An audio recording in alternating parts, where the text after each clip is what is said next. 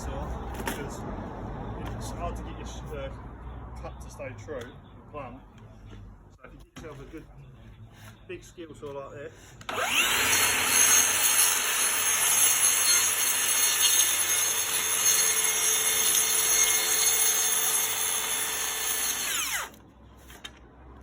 run that through,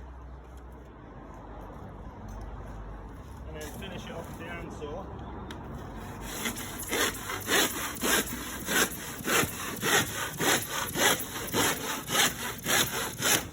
That way you know the cuts are going to stay nice and straight.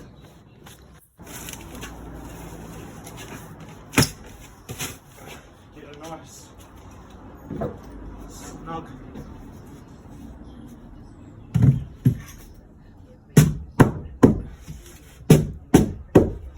fit.